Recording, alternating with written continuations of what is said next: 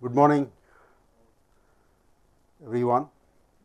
So, from now until 11:15, we are going to discuss personal financial planning, budgeting, and financial institutions, instruments, and markets, that is, financial system. You might have gone through the video on personal financial planning. It essentially involves planning one's spending and saving.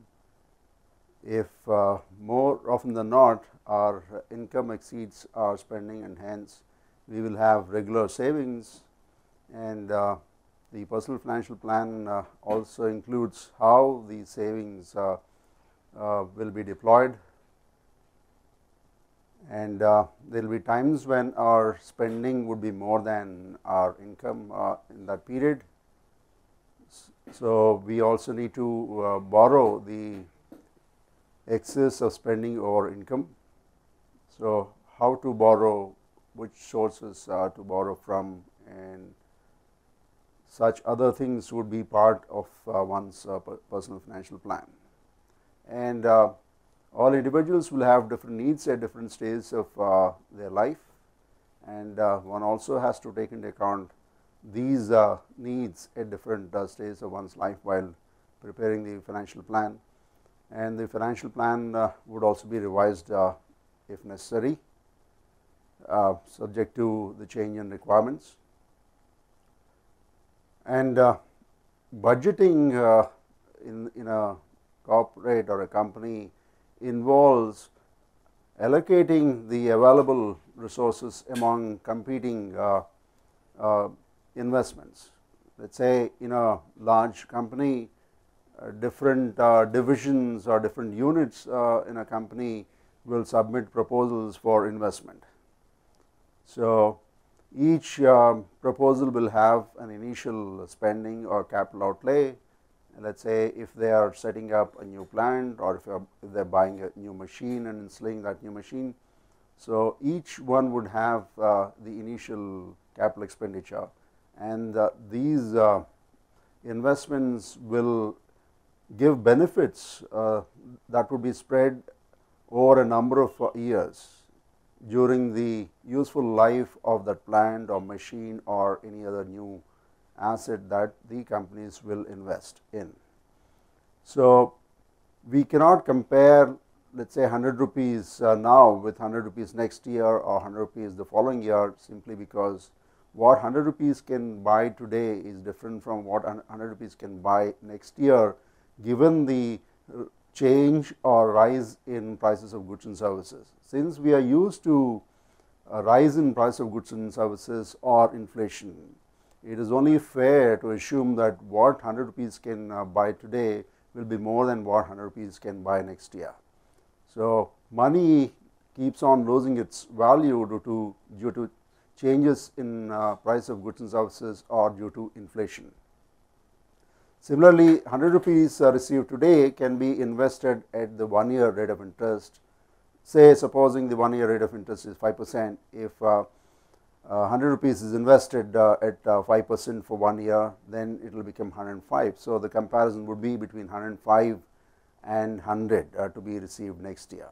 So, because money grows at the going rate of interest and money also loses its value due to inflation, we cannot compare the benefits that are going to accrue to the company over the next few years with what the company is spending today.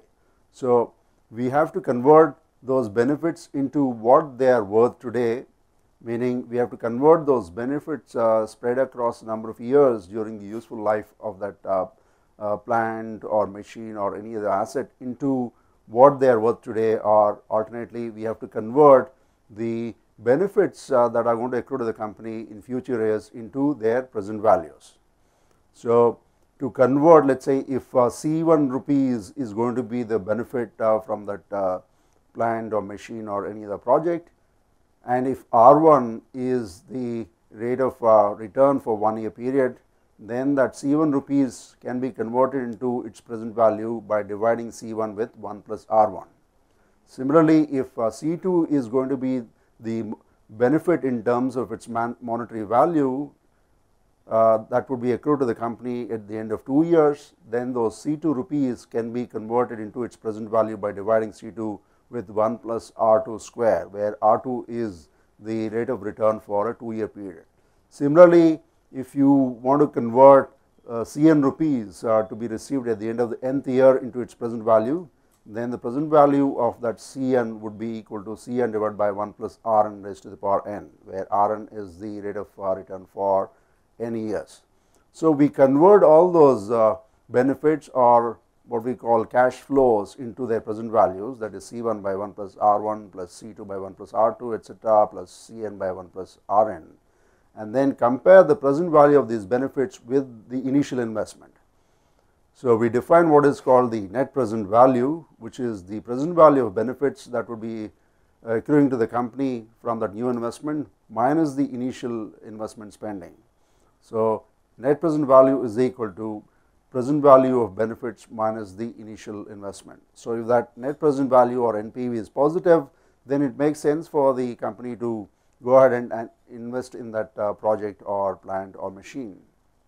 So, first we make a short list of profitable investment or projects whose NPV is positive, and then given that the companies will have limited amount of resources at their disposal, we will rank those positive or positive NPV projects or profitable projects in the descending order of their net present value.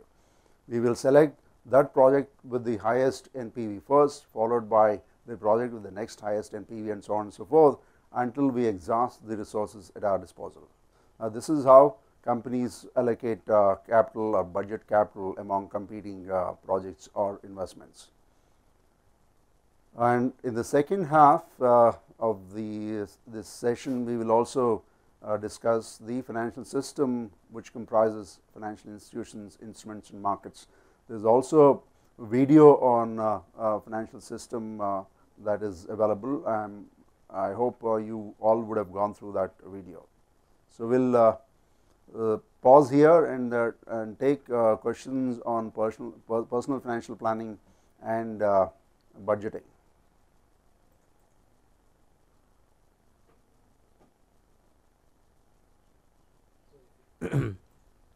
So, if you have any questions, please press hand raise button, or we can go to each college and ask if there is any question.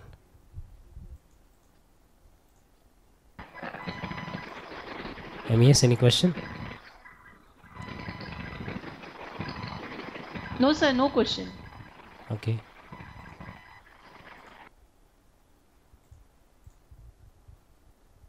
MGM, any question?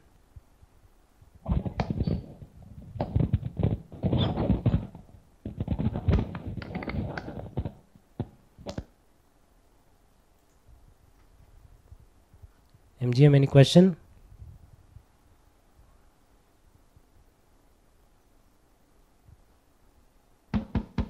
Hello. Yes, we can hear you.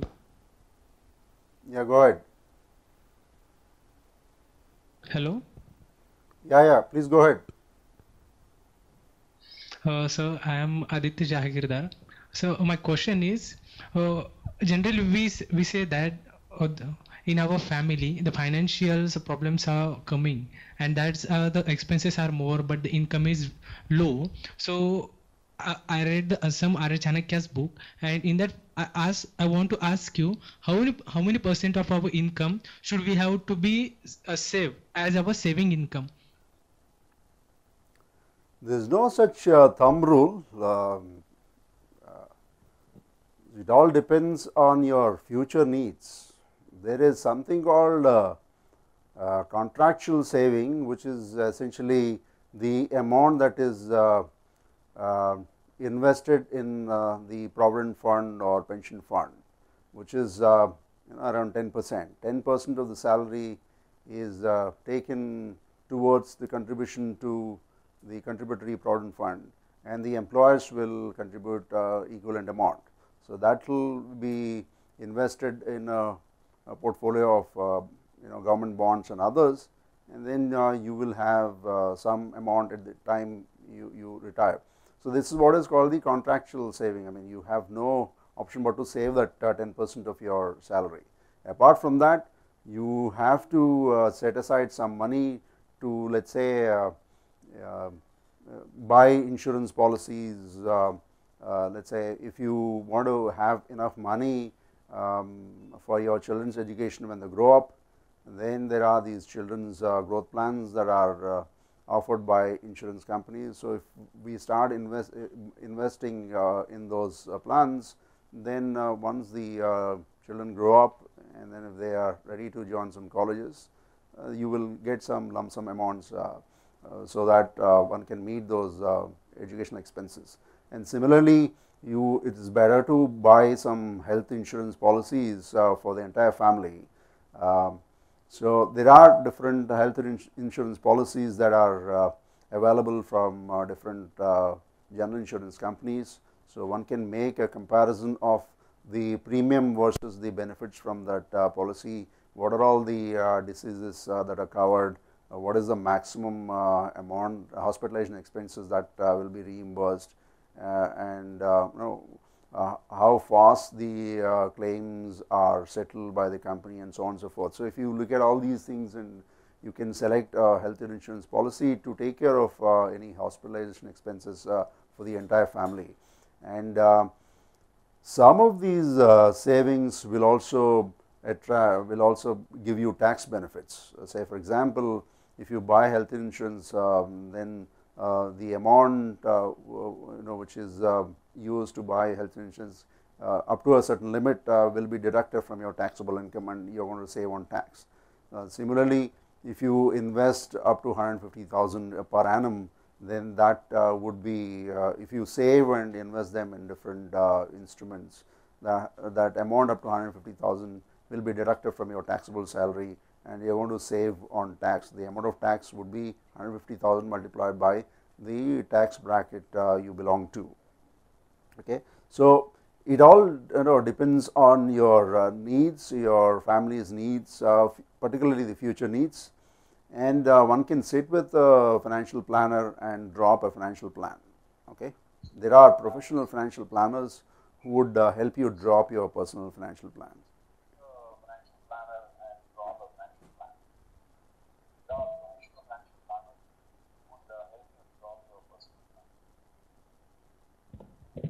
Okay, sir. And another question is, so there are the two types of the investments according to me. So which one is better? Is we invest in the mutual fund, or is it better to? Hello. Yeah. First part I could hear. Is it better to invest in mutual funds, or the second part? Is it better to invest in the mutual fund, or is it better to invest to do the fixed deposit in the bank? Because as per the view of the long-term policies, long-term investments. See, it all depends on whether you want to take a little bit of more risk or you just don't want to take any risk. Because if you don't want to take any risk, then putting your money in a bank fixed deposit is better. But if you are willing to assume a little more risk and get compensation in terms of higher returns, then investing in mutual funds is better. But again, it depends on whether you want to invest for a short period or if you want to invest for a long period. Mutual funds may not give you high returns in the short run. Mutual funds will give you higher returns in the long run. But the right comparison to make is the investment, comparing the investment in bank fixed deposits versus investing in what are called money market mutual funds, which invest in safe and liquid instruments. So, these money market mutual funds will give a return which is safe and which is slightly higher than the bank fixed deposits. So, you can decide whether to invest in bank fixed deposits or in money market mutual funds, if you are planning to invest them for a short duration. But if you think that this amount of savings that is available with you is not going to be needed in the next, let us say 3-4 years or 5 years, then it is better to invest in a diversified mutual fund or a mutual fund that invests the amount or corpus collected in a diversified portfolio. Is that clear? Does that answer your question?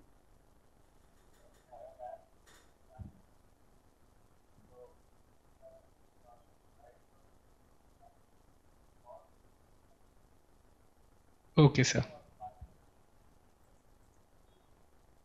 Okay, sir.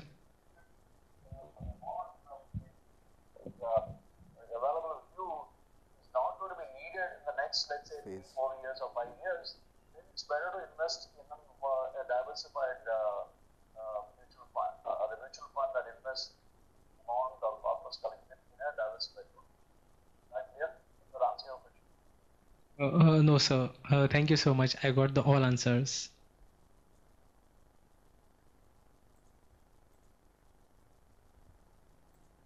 AKS University. Yeah, AKS. Hello. Yes. Yes, I want to ask about the mutual fund. One more question. For what time we have to invest in mutual fund? For 15 years, for 20 years, or for 10 years? Yeah, you have to invest in mutual funds for a minimum period of about 3 years, you know, and after that it's your choice whether to stay invested for 5 years or 10 years, depending on the performance of the mutual fund. If the mutual fund is giving you good returns, then you can stay invested. What would be the return in 3 years? What is the possibility of return? You know, different funds give different returns, so it's hard to say what will be the return. You know, the returns could be in the range of 15 to 20% or so. There could be funds that may be offering more than 20%, but you can go to some you know, websites where you know the mutual fund returns or net asset values are given, the returns for the past 3 years, 2 years, 1 year, for the past 6 months, they are all available on the internet. Okay, actually I heard about equity mutual fund. Is it really better than other funds? See, mutual funds are of 3 types. Equity or growth funds that invest a large proportion of the amount of corpus collected in equity shares. They invest about 80% of the amount of corpus collected in equity shares, and the remaining in bonds and money market instruments, whereas the income funds or bond funds invest about 80% in bonds, government bonds, you know, AAA rated or AA rated corporate bonds, which promise to give regular income. That is why they are called income funds.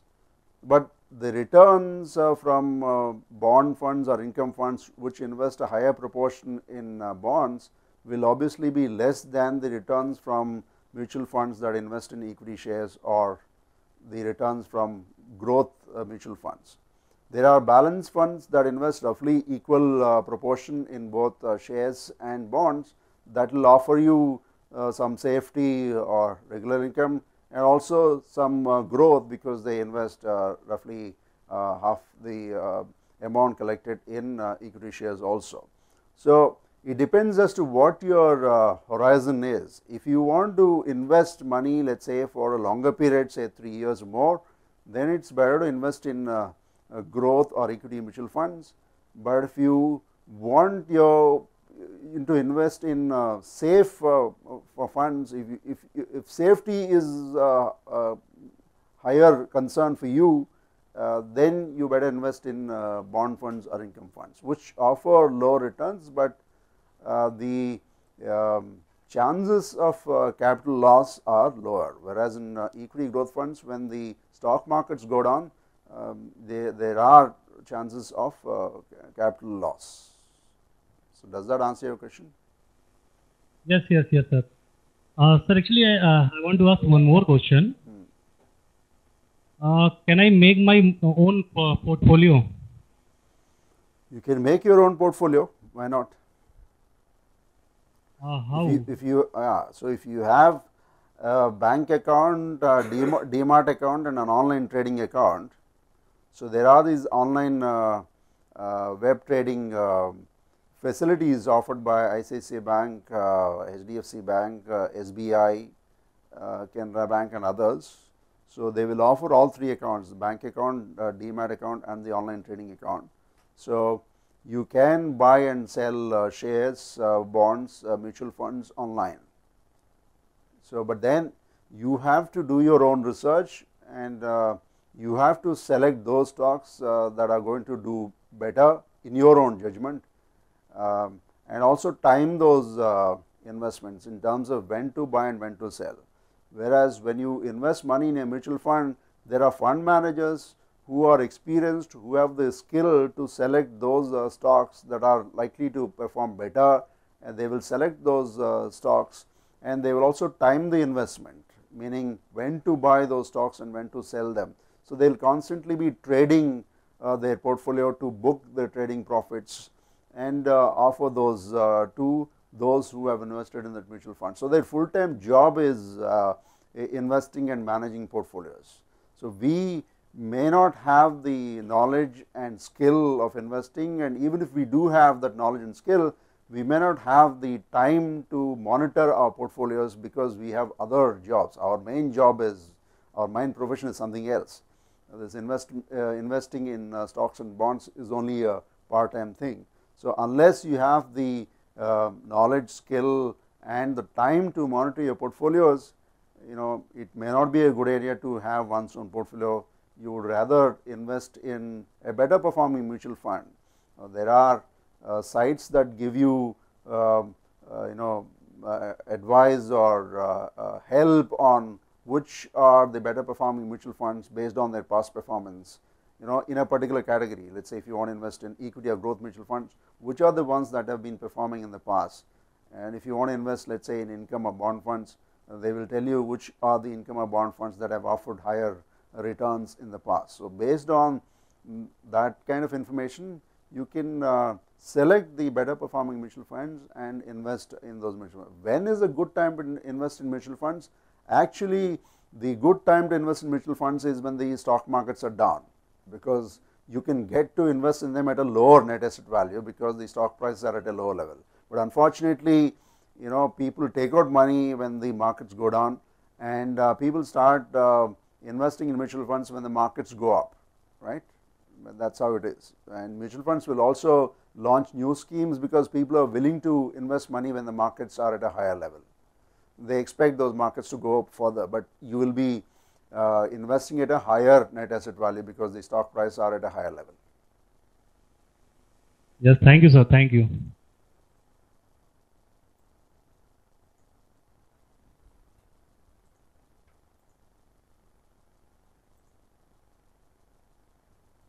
Kalasilingam University, Tamil Nadu. Any question?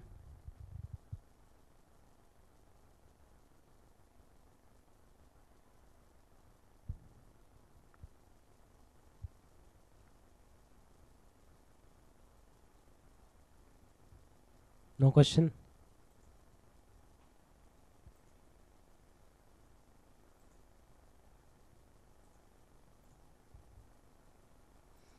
IIS University, Jaipur.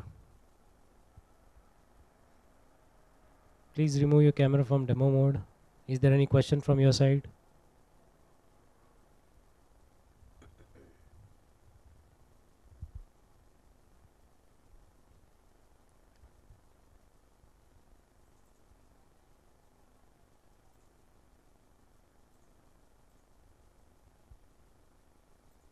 JSPM, Pune.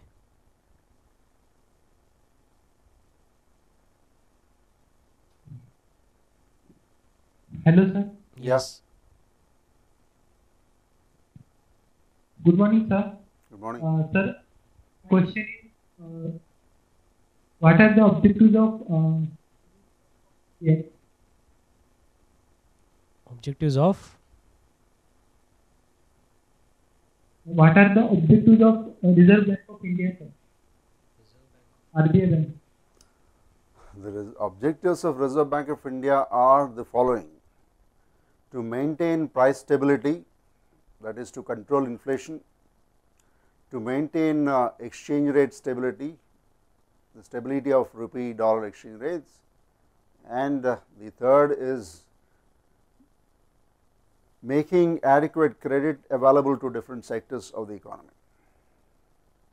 And of course, its main function is to formulate and implement the monetary policy with these three objectives in mind.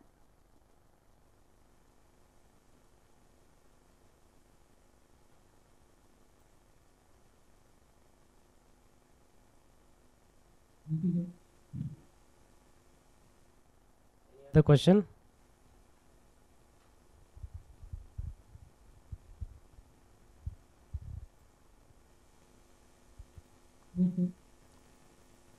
Is there any other question? No, sir.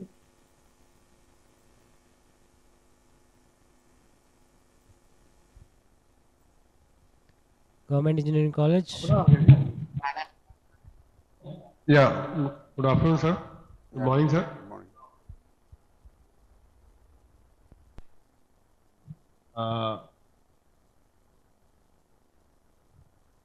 Yeah, go Hello? ahead. Yeah, go ahead. We don't have any questions, sir. Oh.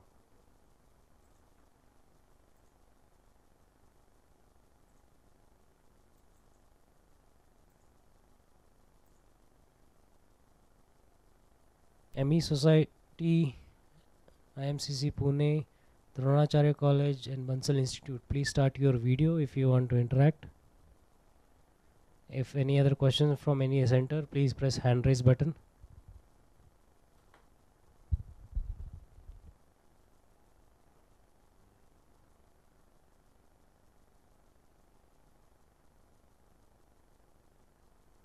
Are there any questions on YouTube? Yeah, what is intangible asset? The asset that is not tangible, meaning you can't see that. Physical assets are tangible assets because you can see them.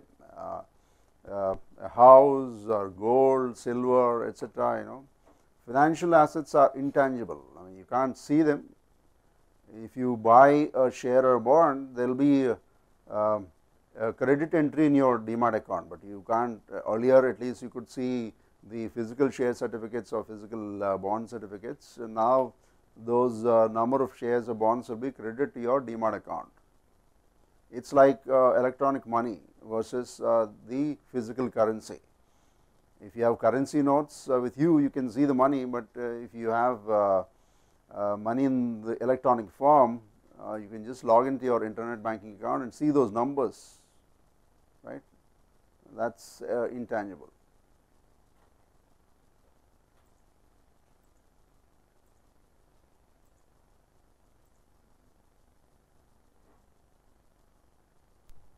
IMCC Pune, any question? Ask questions, you are live. Come on, students, ask questions. Say hello, good morning. Yeah, good morning. Good morning, sir. Question? Ask questions, you are live. Come on, students, ask questions. Say hello, good morning. Yeah, good morning. Good morning, sir. Ask questions, you are live. Cool. Come on, See, there is a lot of echo. So someone, only one person can speak. So please come in front of the camera and then speak. so someone, only one person can speak. So please come in front of the camera and speak.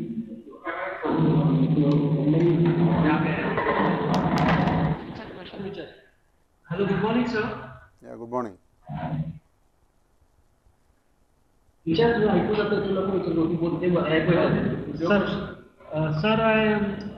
I'm willing to know that what is the basic objective of behind this financial literacy. Thank you. Thank you, sir. Basic objective is that you will be in a better position to manage your finances.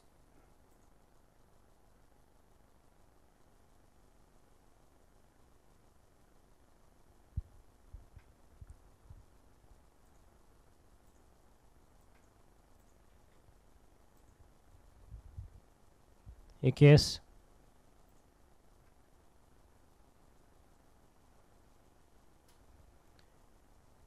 How do investors can save their commission in mutual funds? Sorry, can you repeat the question? How do investors can save their commission in mutual funds? investors don't receive any commission? The brokers who distribute mutual funds will receive their commission, and those commissions are decided by the fund houses. Actually mutual fund में जब अपन investment करते हैं तो दो type से investment होता है. तो रेगुलर फंड में अपन इन्वेस्टमेंट करते हैं कमीशन रिसीव नहीं होता है. मैम माइक थोड़ा ठीक से. रेगुलर फंड में जब अपन इन्वेस्टमेंट करते हैं तो उसमें कमीशन रिसीव नहीं होता है. No, you will not receive any commission. Only the brokers who distribute them will receive their commissions. How to sir investor broker भी तो हो सकता है ना. Your question is not clear. What is your question? You want to invest in mutual funds? Yes sir. So you can do so either through the brokers or you can do so online also. There are banks like ICICI Bank, HDFC, SBI, Canara Bank, etc., that offer online trading accounts. So you can directly buy any mutual fund of your choice, provided those funds are available, on their platform directly. You don't have to go through a broker. If you don't want to do an online investing, then there are brokers, not just for mutual funds, for any investment. So they will come to you. They will give you details of the different mutual funds based on the their performance in terms of the past returns, etc., and they will suggest the amount that you can invest in a mutual fund. They will also tell you the likely future return, etc. Then if you are convinced, you will write a check, sign the check for the amount that you want to invest in a mutual fund. You will also tell him which mutual fund you would want to invest, and then they will take the check from you and invest that amount in that mutual fund, and you will receive a statement from the mutual fund, given your address or email, contact number, etc., that you have bought these many mutual fund units at this particular NAV, and you will continue to hold those many units unless you redeem them by selling those units back to the mutual fund. This is how the process of investing in mutual funds is. And for taking that check from you and for persuading you or convincing you to invest in the mutual fund, the investment broker will receive his commission from the mutual fund. In which type of mutual funds we should invest? It depends as to what you want to achieve. As I said before, there are three type of mutual funds: growth or equity mutual funds that invest a large proportion of the amount or corpus collected in shares. There are income or bond funds that invest a large proportion in government bonds and high quality corporate bonds, which offer regular income. And there are balance funds that invest roughly equal proportion in both equity shares and bonds. So the equity mutual funds will offer higher returns, and obviously they will also carry a higher risk, and the income funds offer lower returns and they also carry lower risk. The balance funds will be somewhere in between the two.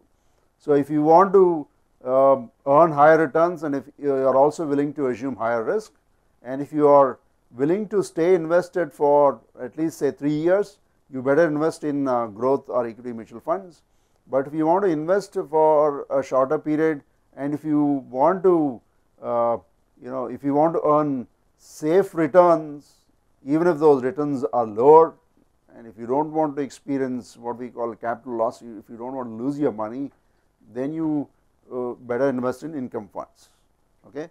But if you want to assume risk, but not as high a risk as the risk associated with a growth mutual fund, then you may invest in balanced funds, right. Thank you, sir.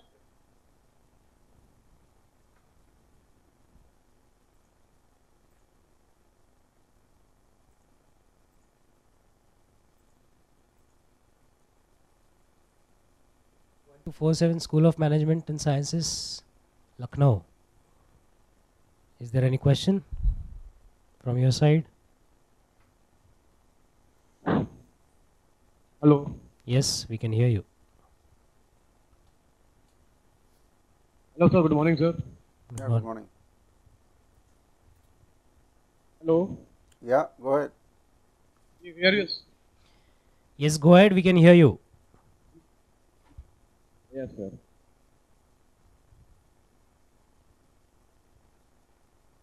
Good morning, sir. Hello. Yeah, good morning. Go ahead. Go ahead. Sir, my question is how to improve GDP by the help of financial literacy. How to improve GDP of country.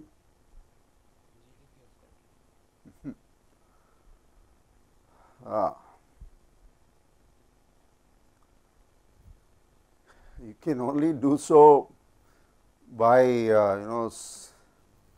improving the savings and improving the investment by companies or firms.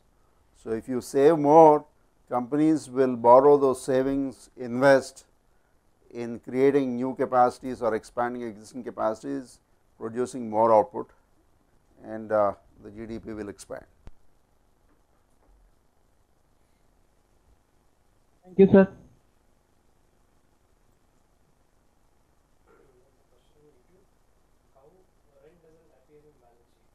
How?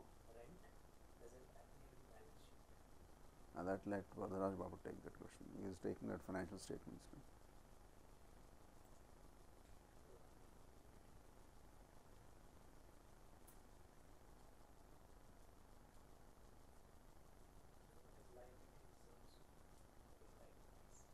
Yeah, all that assets, liabilities, financial statements analysis.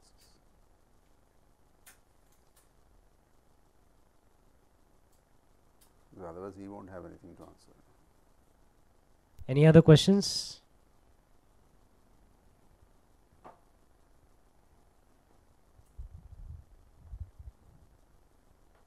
Any questions from any college? Please press hand raise. KJ Somaya, is there any question?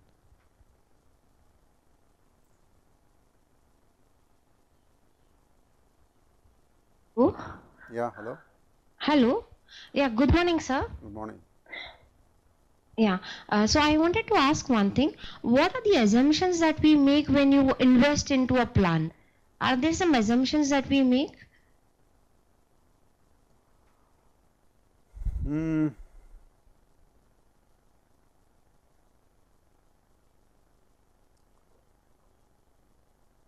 The assumptions should be about your future requirements, and the assumptions would be about the performance of your allocation. Okay.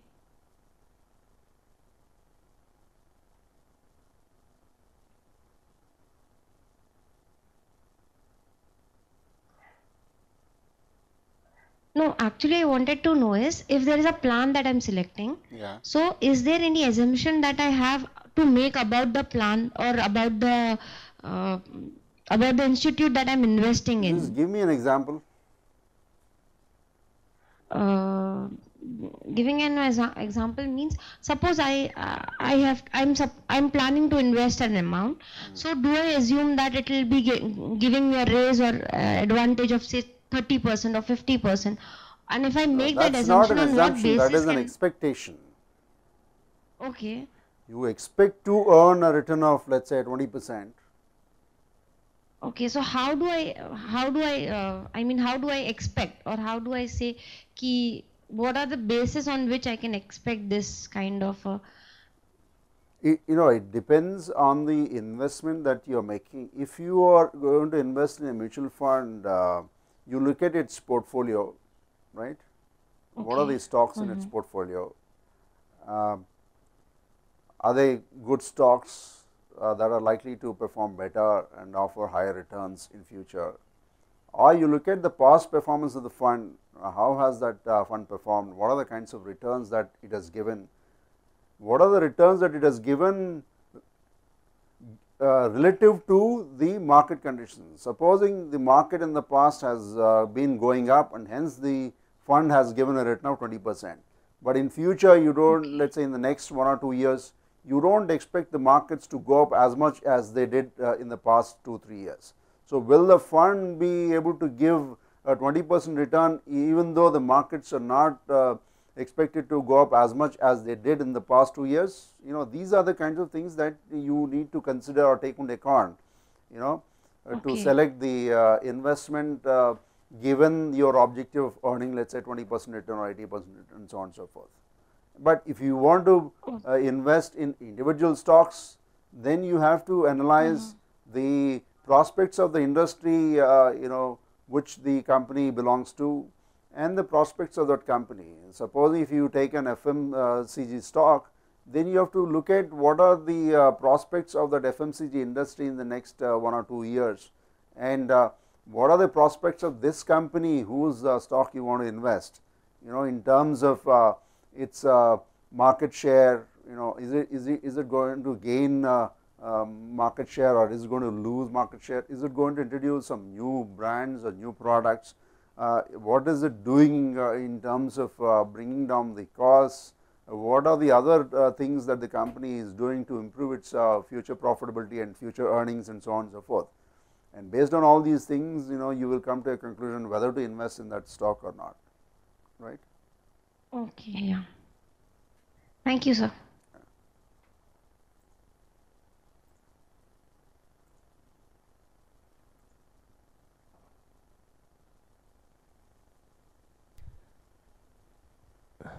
IES College. Any questions? Your video is not coming. Just check if your audio is coming.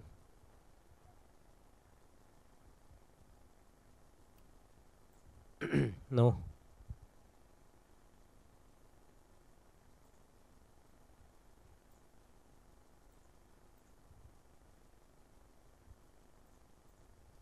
Bansal Institute, Lucknow. Any questions?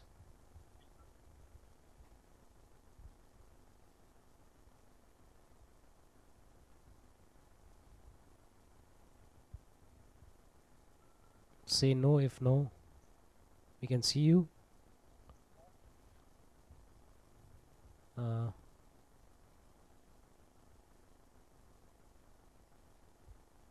So if there are any questions, please press hand raise button when you have any question.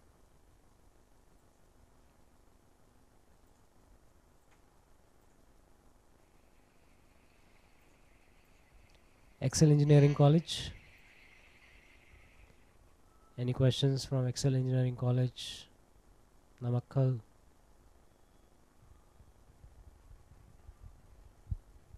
No questions.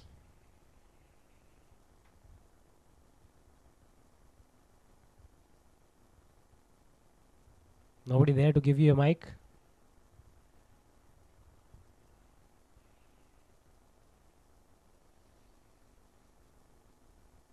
No, you're not audible. Check your mic.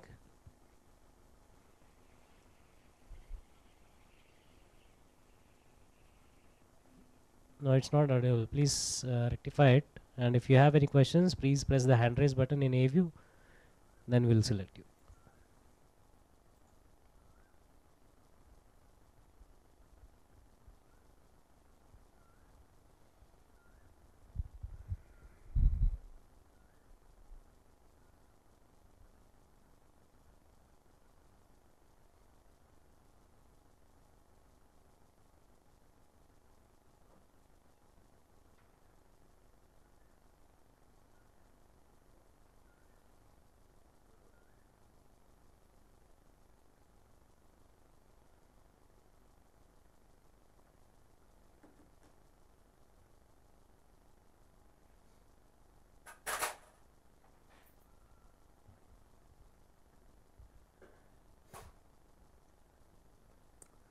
So, if there are no further questions, then we will move on to financial system. You might have watched the video. The functions of a financial system are the following: mobilization of savings and transferring the same to productive sectors of the economy. That is one of the main functions of the financial system, and the second main function is to offer payment systems for exchange of goods and services. They offer different ways of paying for purchases of goods and services. Like, for example, we can write a check for the amount of purchase of amount of our purchases. We can pay for our purchase by using credit card or debit card. For online purchases, we can use the electronic money given the facility of internet banking and so on and so forth. So, the financial system offers these different payment methods for exchange of goods and services. The financial system also allows the participants to manage uncertainty and risk. So, if we want to mitigate risk, then the investor would want to invest in a diversified portfolio of assets. So, there are banks, mutual funds and others which would allow investors the facility of investing in diversified portfolios. And if you want to mitigate uncertainty, let us say to protect oneself from fire accidents or any other disasters, then one can buy insurance to mitigate uncertainty. So, there are insurance companies that offer life insurance and non-life insurance products. So, one can buy the insurance to mitigate uncertainty. So, broadly, the term financial intermediation suggests that the financial intermediaries such as banks will mediate between savers on the one hand and the borrowers on the other hand. So, there are individuals, households, corporates and others who have savings.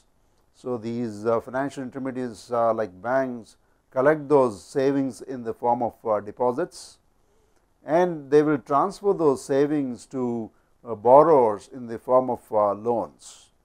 So, these borrowers again include individuals, households, corporates, government, etc. So, when corporate goes to the bank for a loan, then the bank is transferring the savings from savers that are collected in the form of deposits to the companies in the form of loans. And similarly, individuals and households will also borrow from banks when they go in for consumer loans, home loans, etc.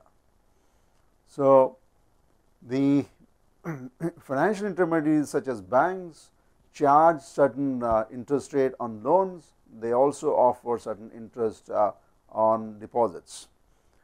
Let us suppose the average interest rate that they earn on their loans is 16%, and let us suppose, I mean, this is just an illustration, let us suppose that the average deposit interest rate that they pay to the depositors is 8%.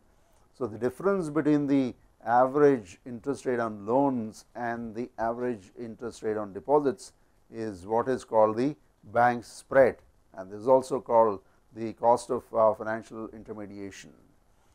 This spread, or the difference between average lending rate and the average deposit rate, will also give us an idea of the efficiency of financial intermediation. Higher this difference or spread between lending rate and the deposit rate, lower the efficiency of financial intermediation. Lower the spread or the difference between lending rate and the deposit rate, higher the efficiency of financial intermediation. So, the difference or the spread between lending rate and the deposit rate will account for the bank's operational expenses or the transaction costs and the profits that these financial intermediaries will have to earn. So, if the spread is low, that means the intermediaries are efficient, they are incurring lower transaction costs and they are also earning lower profits. But if the intermediation efficiency is lower, then it will give rise to what is called financial disintermediation, when the borrowers directly tap the savers or access the savers. So, supposing a bank is, as I said, is offering 8% on deposits to the savers, and if a company is receiving loan from the banks at 16%, the company can go to the savers and offer the following proposition. The company may say, look, why are you giving your savings to the bank which is paying you an interest rate of 8%? You give that savings to me, I will offer you 12%. So, this will on the face of it look like as though it is a win-win proposition, because the company is borrowing the savings at a lower interest rate of 12% compared to 16% that it will have to pay to the bank, and the savers are also earning a higher return of 12% as opposed to the interest rate if they were to deposit the money or savings with the bank, which is 8%. But the catch here is that investing in bank deposits is less risky than investing in bonds issued by corporates, because the investment in corporate bonds carries the default risk. The corporates may default on payment of interest and returning the principal, and hence the higher return from investing in corporate bonds is not coming free. It is higher because the risk of investing in those corporate bonds is also higher. And secondly, one may not have complete information about the future earnings or future profitability of companies to make an informed decision of whether to invest in the bonds issued by a company or not, whereas a bank will get and also demand information from the companies before deciding to lend or not to lend to a company. It will get the past financial statements, and it will also demand information that is not in the public domain from the company that has approached the bank for loan, and based on the analysis of the information given to the bank by the company, it will analyze that information and come to a conclusion on whether it makes sense to give a loan to the company or not. And similarly, the bank loan portfolio will be well diversified. Their loans will not be concentrated in a particular industry. They will give loans to companies from across different industries, and the Reserve Bank of India will also impose certain restrictions to ensure that the bank loan portfolios are as well diversified as possible. Meaning, if there is trouble in some industry, and if companies that have borrowed from the bank from that industry are not in a position to repay the loans, there would be other companies from other industries that are doing well, and the gains from loans given to companies from better performing industries will compensate for the loss due to non-payment of interest or principal from companies which are in industries that are going through a bad phase. So, in that sense, investing in a diversified portfolio is always better than investing in a single company or single industry. And the banks also have the required skill and knowledge about the companies, and hence are likely to make better informed decisions than individuals. So, there are different financial institutions like banks, non-banking finance companies, investment banks, mutual funds, insurance companies, broking companies, and other financial institutions. And the term financial market is not a description of a place, it is a description of transactions, meaning if you say a stock market, it is not the description of the place where the stock exchange is located, but it is a description of the transactions that take place.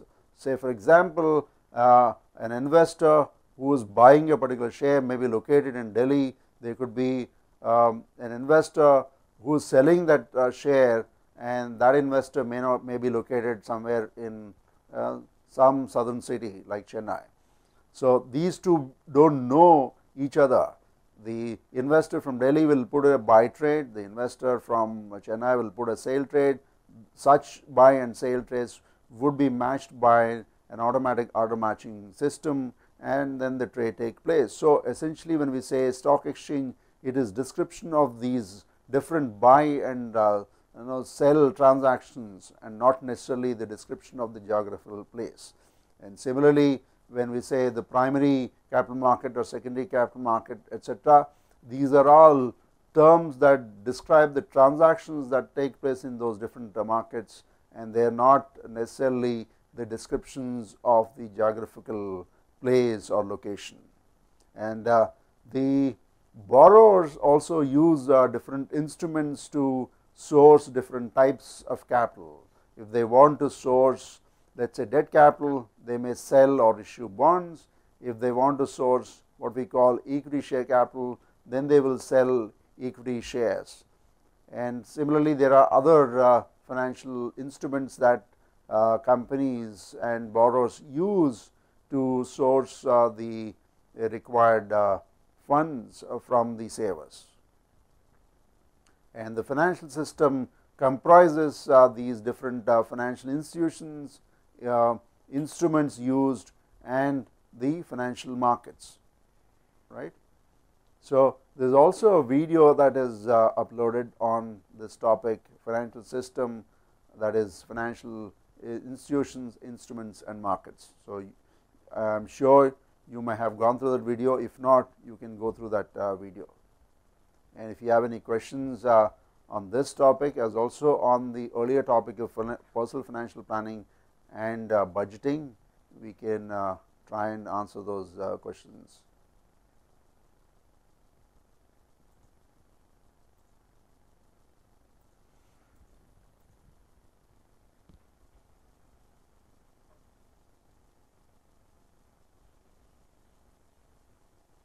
How do I save tax in mutual fund? You if you invest let us say 50,000 in a mutual fund, that 50,000 would be deducted from your taxable income. So if you are in 20% tax, if you are in 20% tax bracket, if you invest 50,000 in a mutual fund, you will save 10,000 of the tax that you would have paid had you not invested 50,000 in mutual fund or any other instrument. Thank you, sir. Yeah.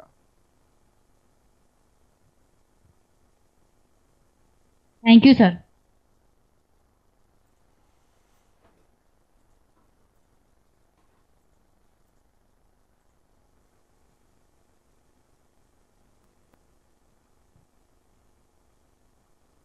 Yeah, go ahead. Hello, sir. Yeah. I am Balaji, sir. I am from Shahu College. Sir, my question is, actually, sir. You have to hold the mic close and repeat the question. Sir, my question is, how to gross profit achieve? Your voice is breaking. How to achieve? Gross profit, sir. Gross profit. Gross profit. Sir. Gross profit on what? Is it related to the financial statements?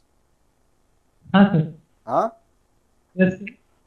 Then you wait. There is another instructor, Professor Varadaraj Bapat, who will take you through the analysis of financial statements from 11:30 onwards. So just hold this question and then ask him. Okay?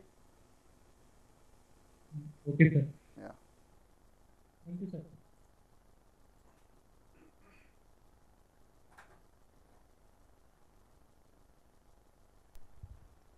Any other question? Please press hand raise button.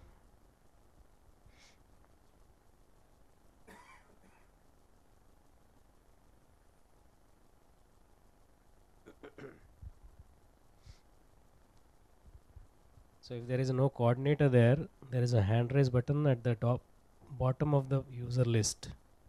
You have to press that, then we'll know you have a question.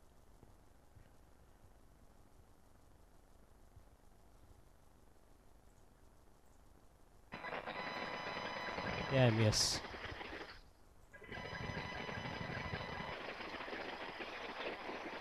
Good morning, sir. Good morning. Hello. Yeah, go ahead. I have a question that what is the difference between an SIP plan and a normal mutual investment plan? SIP is a systematic investment plan where you invest, some amount every month in a mutual fund. That's a systematic investment plan. Whereas if you invest some lump sum amount in a mutual fund, you will get the number of units in that mutual fund at one go. Systematic investment plan is you set aside some amount every month and invest that amount in a mutual fund. That's systematic investment plan. Is it safer comparable to normal mutual fund plan? It's difficult to say. In a systematic investment plan, when you are investing smaller amounts every month, you are basically averaging the price of the mutual fund units. But if you invest, supposing you are investing 10,000 every month for 1 year, the total investment in the mutual fund over the period of 12 months would be 120,000, right?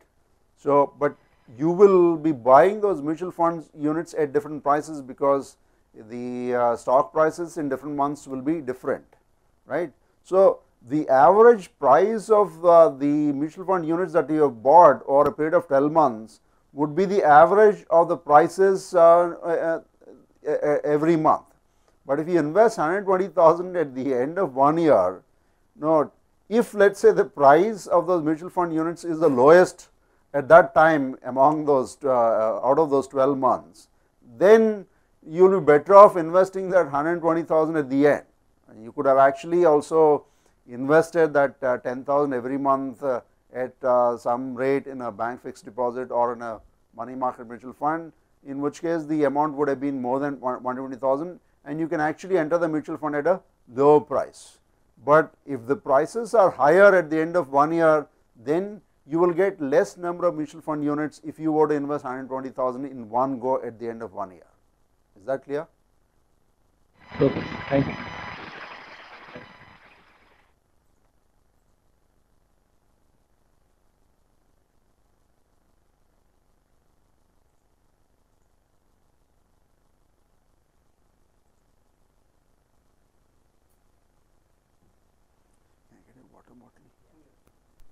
Saroj Mohan Institute.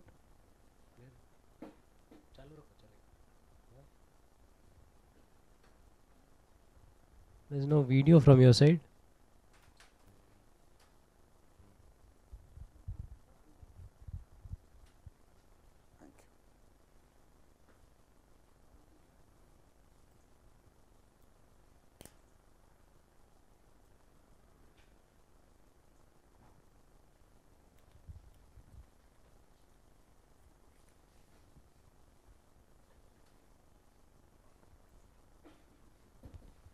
Any more questions? Please hand raise.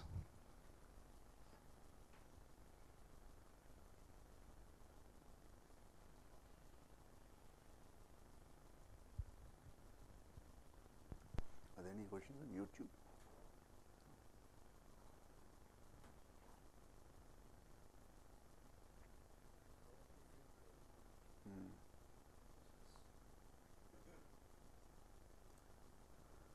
If you have any questions on the earlier topics that are covered, let us say microeconomics, macroeconomics, fiscal policy, monetary policy, you can ask them also.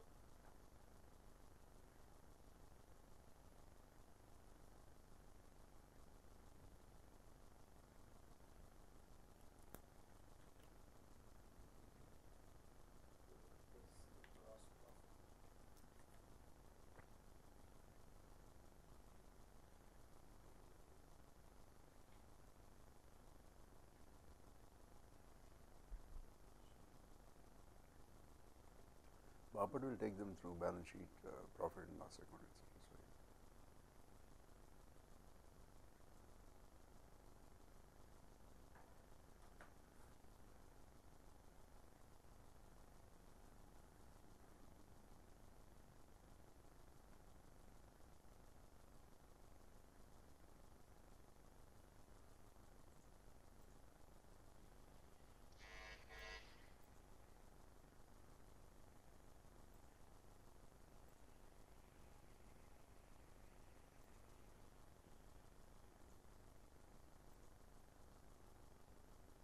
Very few students also today, right?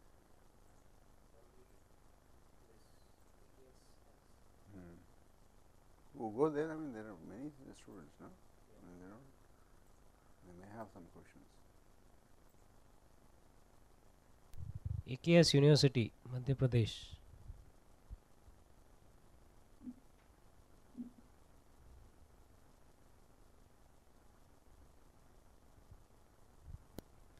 Any questions from your side?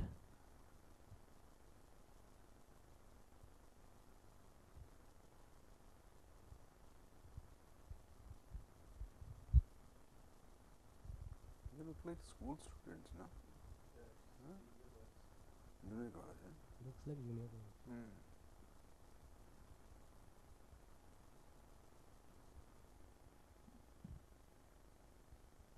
No question. Okay.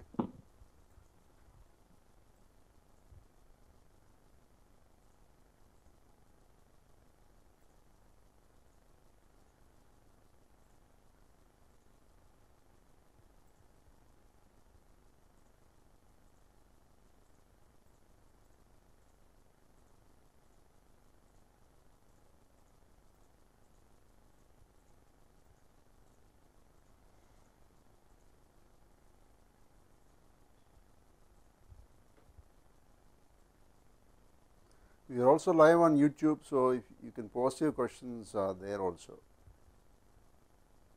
Questions related to this session.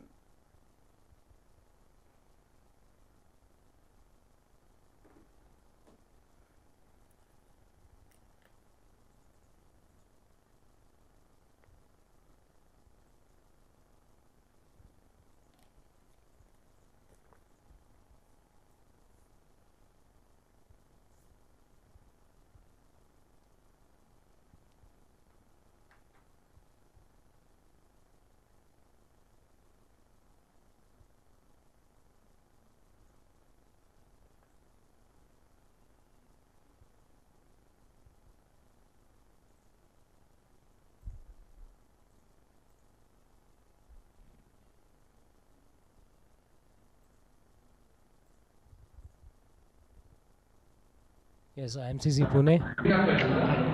Hello. Yeah. Sir, can you hear me? Yes. Yes. Sir, which is the best solution for to investing the money for long time? SIP or mutual fund?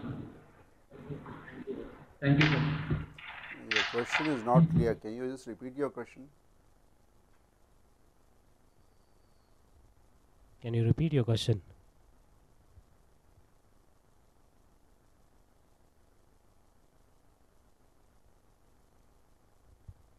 It was not clear.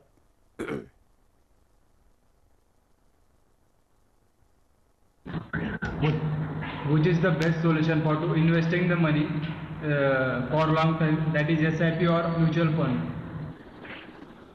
SIP is also a mutual fund. If you want to invest for long term, you have to invest in equity or growth mutual funds.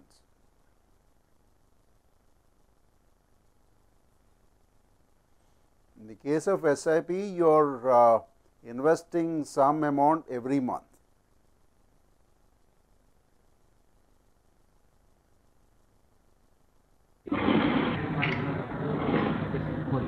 Thank you, sir.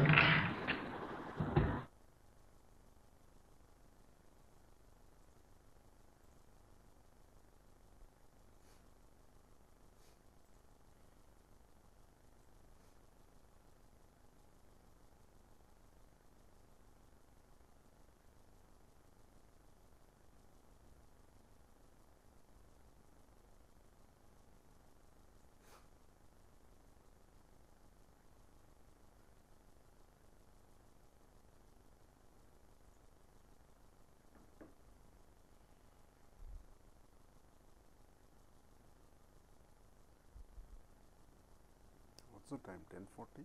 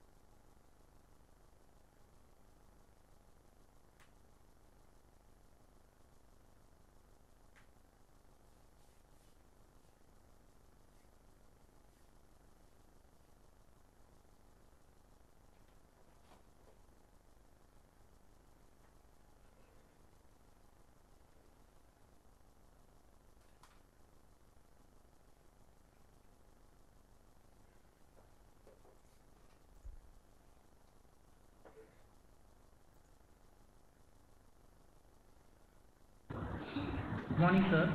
Good morning. Sir, what is the beneficial in financially initial stage, being an entrepreneur or employer?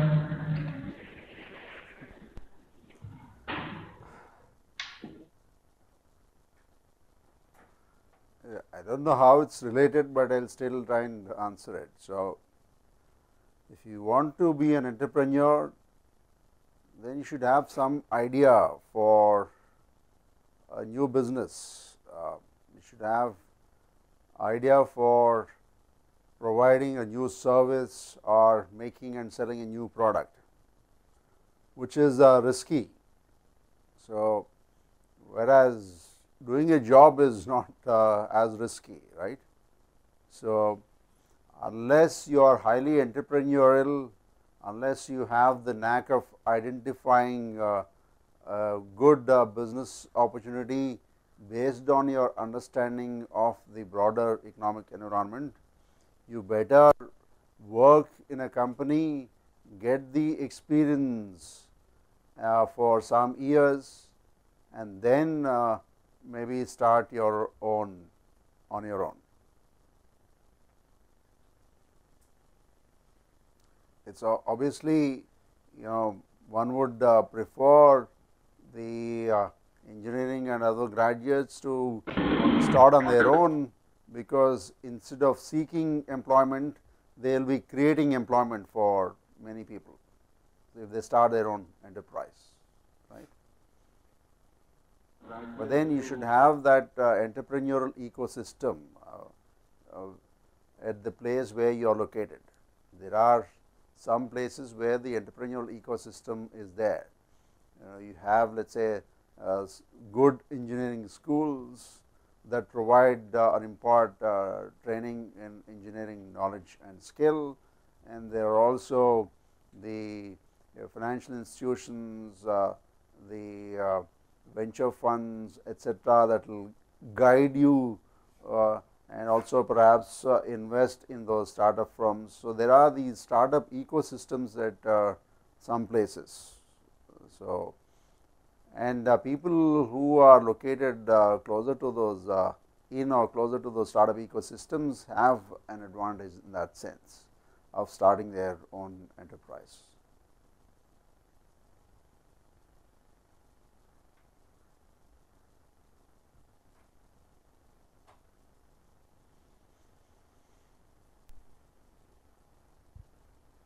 Any other? Thank you, sir.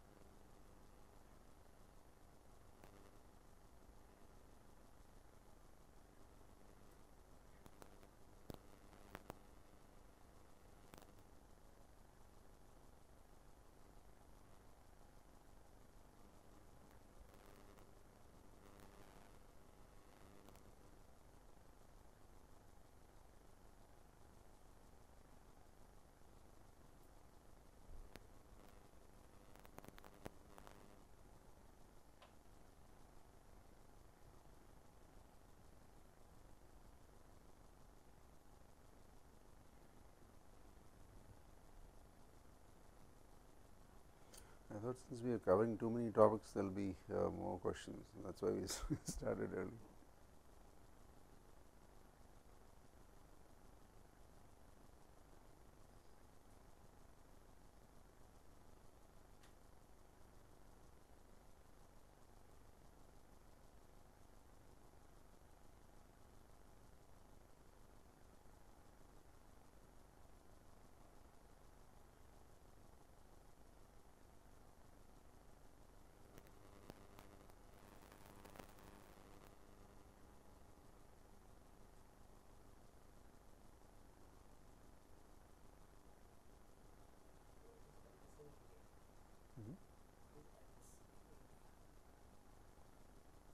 MS in India.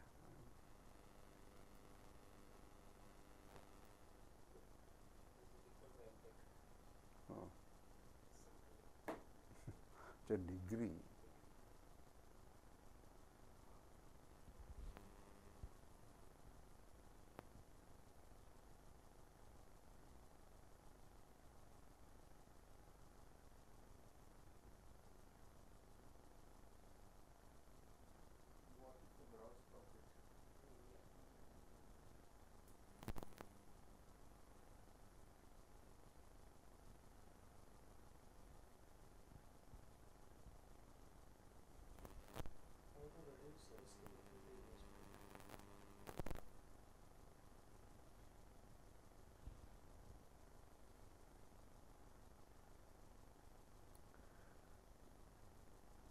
Equity investments, how to reduce risk in equity investments? Equity investments are risky.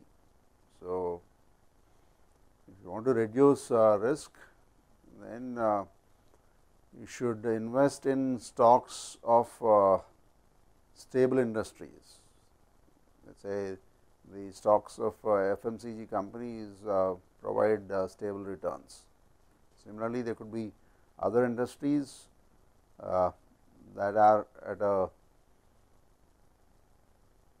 stable or maturity stage, and hence they will not be a large variation in their earnings, and hence investment in the stocks of those companies will not be as risky as investment in stocks of companies that experience a higher variation in their earnings.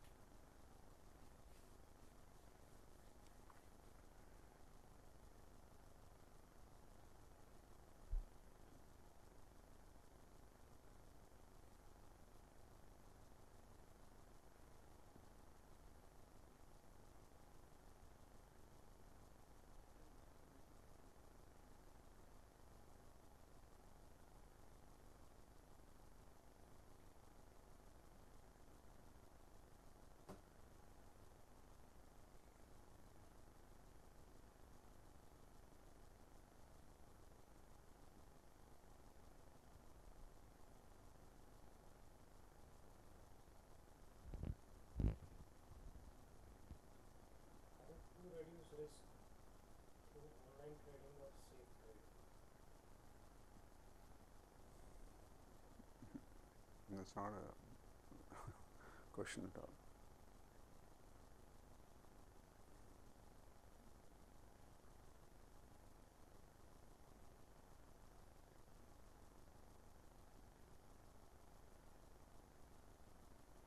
Let's go to different centers, one round again.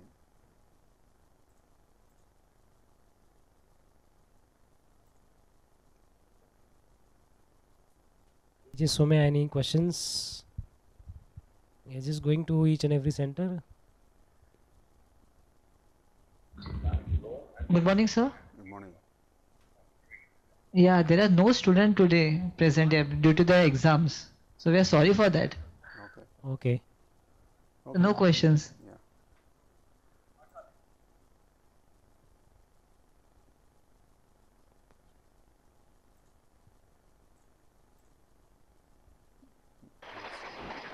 And yes. Any question? Have any queries? Sorry, sir, no queries. Okay.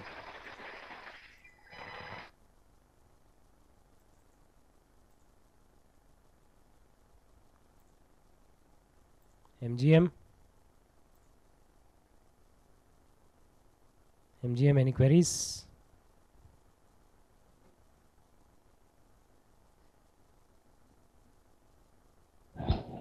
So my question is, hello? Yeah. Go ahead. So if we are going in a loss, then how to overcome from it? Because if our income is not sufficient for us, then how to handle the situations and how to overcome from it? Thank you, sir. What loss? Loss on your investments.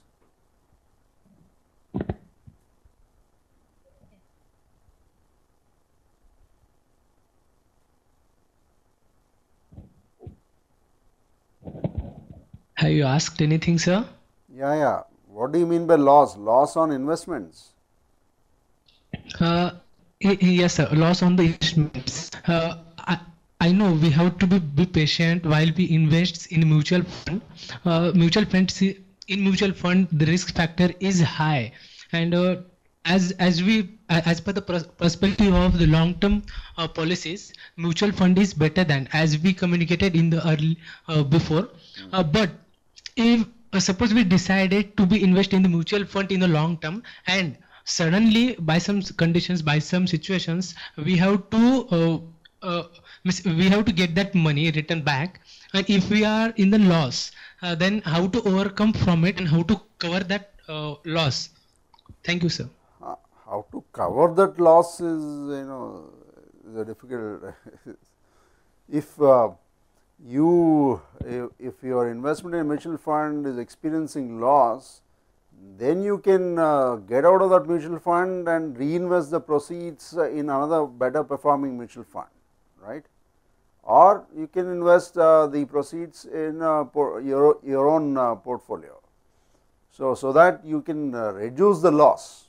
So if you get out of that fund that is not doing well and reinvest the proceeds in better performing mutual fund or better performing mutual funds, instead of investing in one mutual fund, you invest in a number of better performing mutual funds. So again, you are actually constructing a fund of funds, right?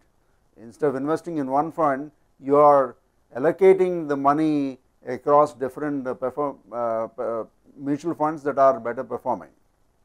So even if one mutual fund does badly, there are other mutual funds that are doing better, and hence, investing in a fund of funds is better than investing in one single mutual fund.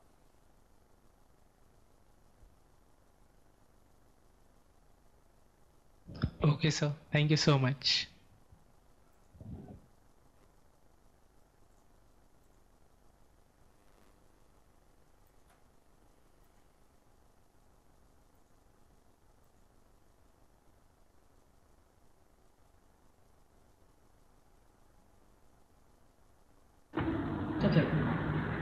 Sir, is share market investment secure or not? They are not secure, they are not safe. Investment in shares are not safe.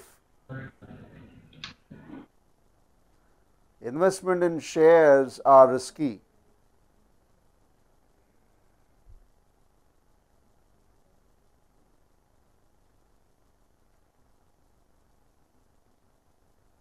Thank you, sir. Investment in shares are risky.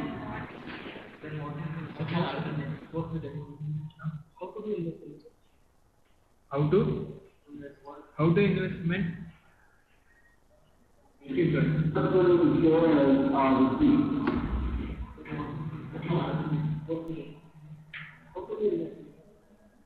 How to investment? Any other question?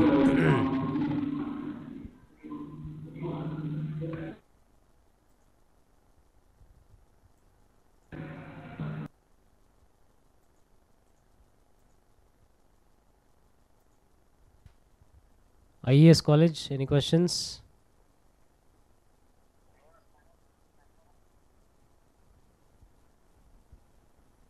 IES Bhopal.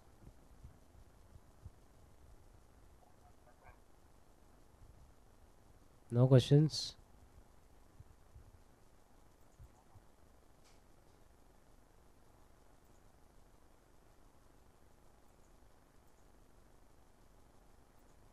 Bansal Institute, any questions? If yes, raise your hand. If no,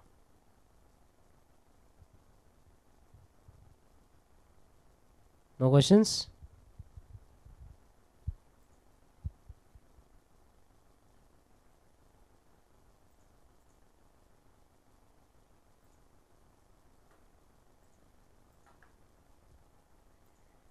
Excel Engineering College, any questions? Namakkal.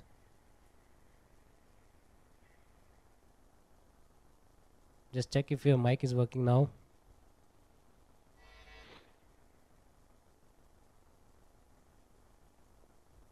First check your mic. No, we can't hear you. If you have a question, your audio is not coming, so you can type it on the chat also.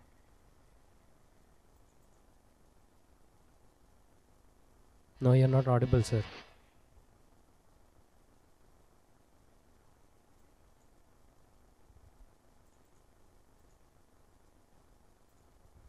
School of Management Sciences, Lucknow, any questions?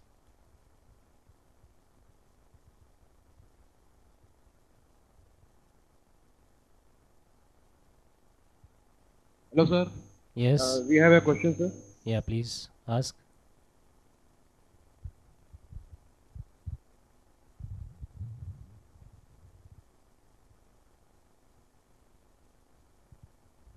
Yeah, please go ahead with your question. Hello, sir. So basically, my question is that in India we are saving much, and firm are also saving. So how this mutual fund will help the customers in saving in future prospects? Can you repeat your question? We are saving much. How mutual funds can? As we know that Indians are much in saving the money. They are not as that we are gaining the money and as, just wasting it out. So how the mutual fund in the future will going to help it to the customers? As mutual funds are advertising so much more that please, deposit the money in us or, just invest on us, then how is going to mutual fund going to help in future? If they manage their funds better and offer better returns and bring down their expenses, then they can help the investors. More people will save and invest those savings in mutual funds. That is the short answer to your question. Sir, if a common person of India who is not a businessman, just a normal working person, how the mutual fund is going to benefit in future? I mean, what you are telling is on the prospect of the industry, not on the prospect of a common person who is just working. So, if you invest in a mutual fund for a longer period, then you will earn returns which are significantly higher than keeping your money in a bank account or bank fixed deposit.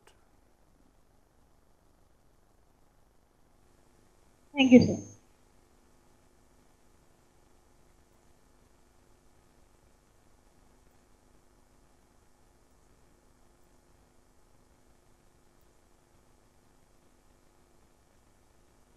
Yes, any questions?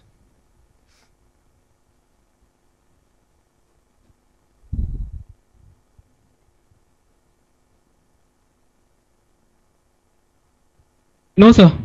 Yeah, no question? Thank you. No, sir. Okay.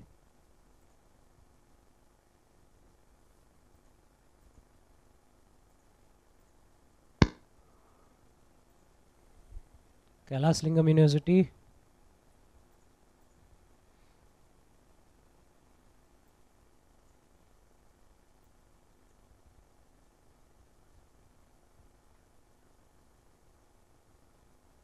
No question.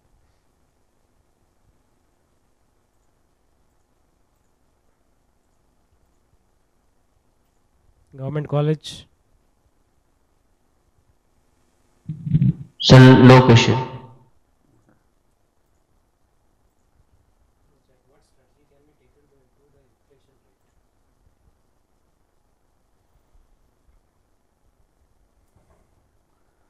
What strategy can be taken to improve the inflation rate? Why do you want to improve the inflation? You want to control inflation, right?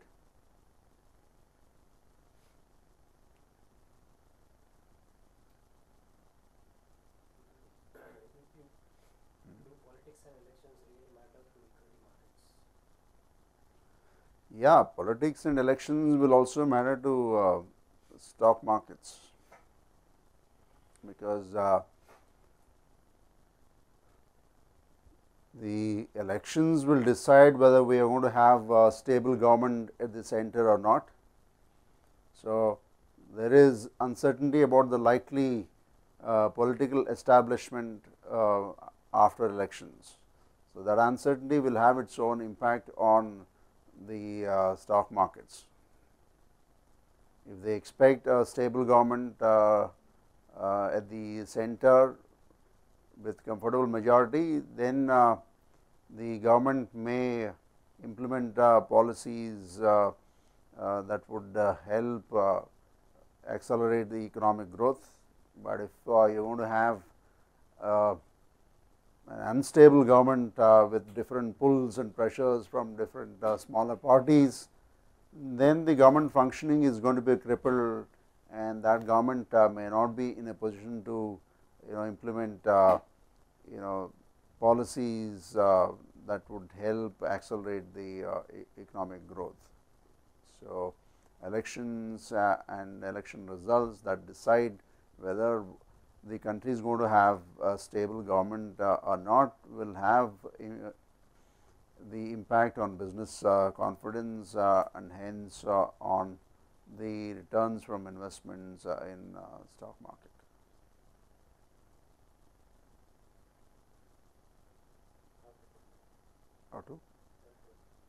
How to control inflation? The Reserve Bank will try and control inflation through changes in monetary policy and changes in interest rates. If the rate of inflation is high, the Reserve Bank may increase interest rates, bring down the money in circulation in the economy, and control inflation. But there are different reasons for inflation. If the higher rate of inflation is due to higher food prices and rise in food prices, then the Reserve Bank's implementation of contractionary monetary policy may not fully help. So, the government also will have to augment the food supply by importing the food items that are contributing to or causing high inflation, right. And similarly, if the inflation is due to a higher demand for certain items, again measures will have to be initiated to address those.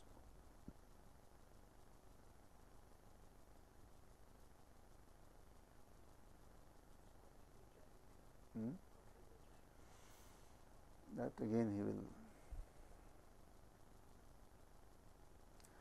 answer them, but I will just leave them for him because that is related to his topic.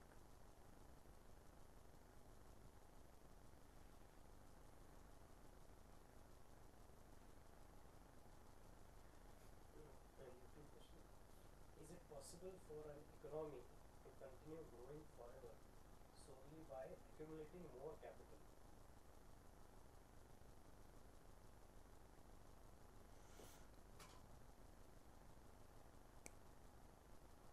Is it possible for an economy to continue growing solely by accumulating capital? The answer is no. You have to invest that capital in creating new capacities or expanding existing capacities, and you have to increase the output of goods and services. Then only your economy will grow. What you do with that accumulated capital will determine whether the economy will continue to grow or not.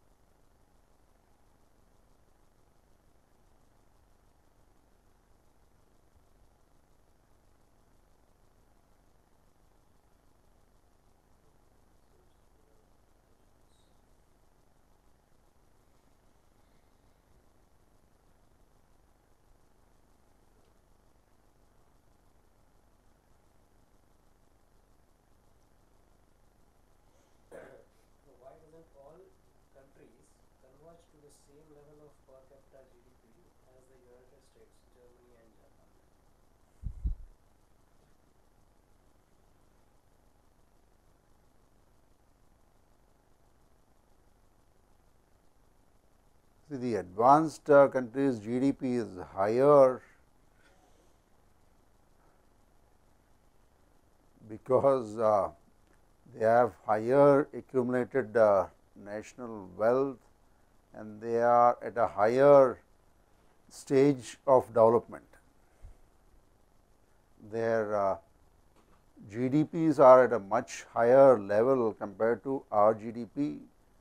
They have smaller populations, we have a large population and a relatively lower GDP. So, our per capita GDP is significantly lower than the per capita GDP of developed or advanced countries, and we have a lot of catch up to do, both in terms of raising the level of GDP and also controlling the population. Unless we do that, we cannot catch up, and it takes many years for us to catch up with the per capita GDP in dollar terms with the advanced countries.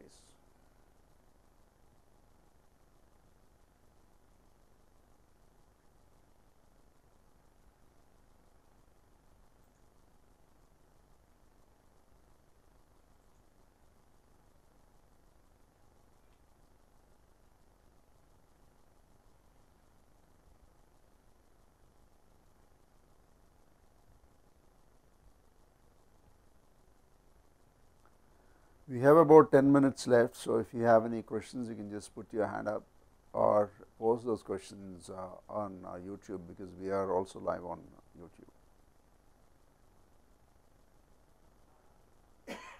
You can hold the questions related to financial statements and analysis of financial statements, which will be answered in the second session from 11:30 to 1.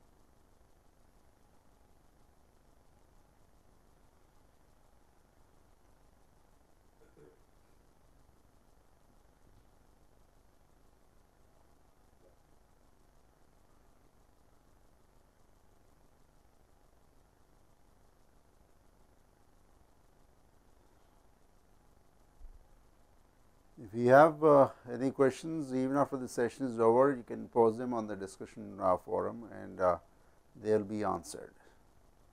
And even if you do not have questions, we suggest that you visit the discussion forum, because the questions that are raised by other participants will be answered, and they will be beneficial to you as well. You might not have thought of those questions. There are other participants who have thought of some good questions which are answered on the discussion forum, and if you visit the discussion forum, it will benefit you.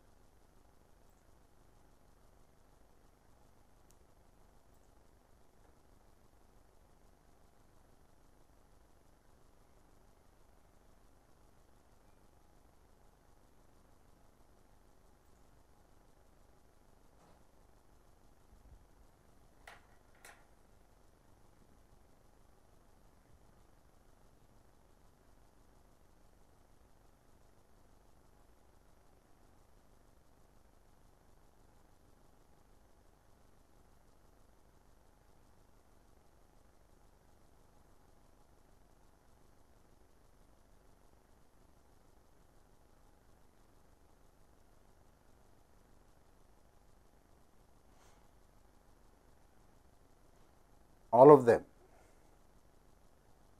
all those factors: capital accumulation, technological progress, and growth in population.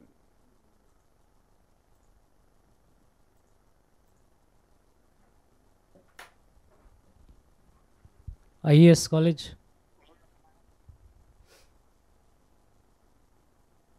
Sir, I have a question.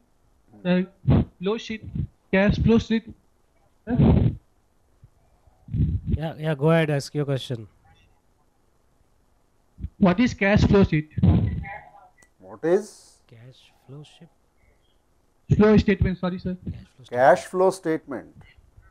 Again, in the next session, Professor Vadraj Bapat will introduce the funds flow statement and cash flow statement along with balance sheet and income statement. He will discuss the cash flow and funds flow statements in the second session. Sir, direct expenses क्या होता है? So what is the meaning of direct expenses? All those things will be answered in the second session on income statement or profit and loss account and the balance sheet, funds flow statement, cash flow statement. All these will be discussed and explained in the second session. Okay, sir. Yeah. Thank you, sir. No question.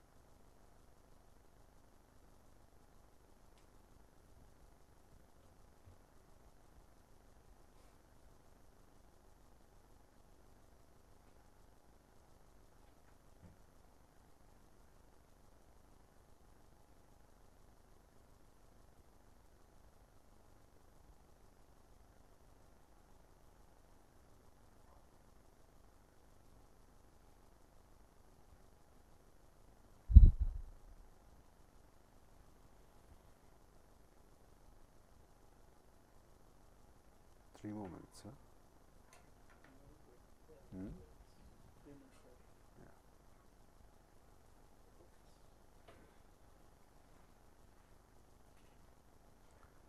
We have 3 minutes left. So, if you have any questions, please put your hand up and ask the question.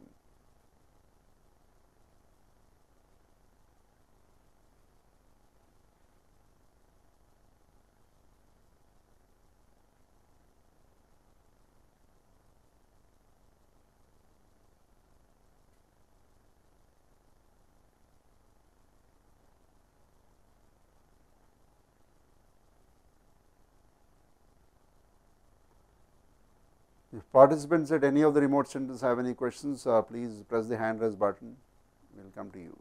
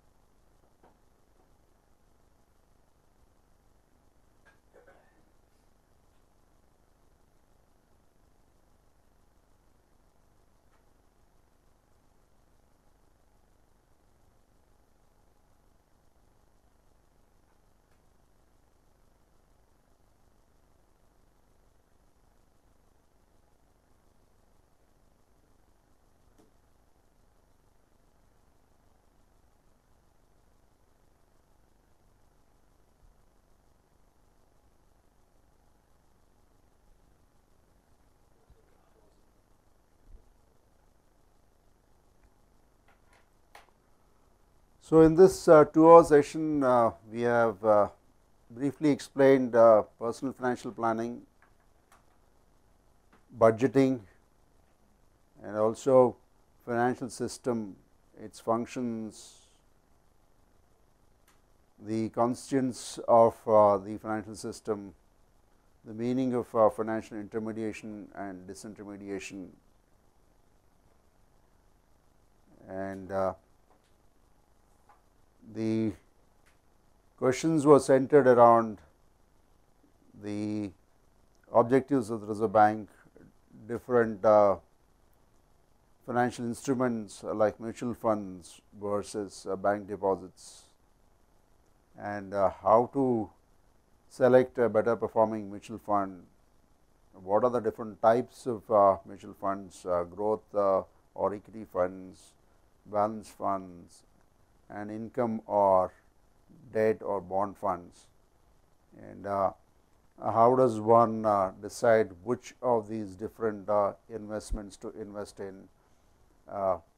Should one invest large amount in one go in a mutual fund, or should one invest small amounts every month in mutual funds through the systematic investment plan? And what is the right time to invest in a mutual fund? Is the right time when the markets are not doing well, or is the right time to invest in a fund when the stock markets are doing well? And there are questions on how one should go about preparing the personal financial plan. There are also questions on how one can save on tax. So, we have tried our best to answer as many questions as possible, but if you still have any questions, please do visit the discussion forum and post your questions there. We will answer all those questions. There were some questions related to gross profit, direct and indirect expenses, contingent liability, funds flow, cash flow statements, etc. These will be taken up in the second session by Professor Vadraj Bapat, who is going to discuss the analysis of financial statements like the balance sheet, income statement, funds flow, cash flow statement, etc. So, he will take you through those statements and then answer those questions related to gross profit, direct and indirect expenses, funds flow and cash flow statements, and so on and so forth. So, thank you very much for attending this session. Hope you have benefited from this interaction, and we could answer all the questions. Thank you very much.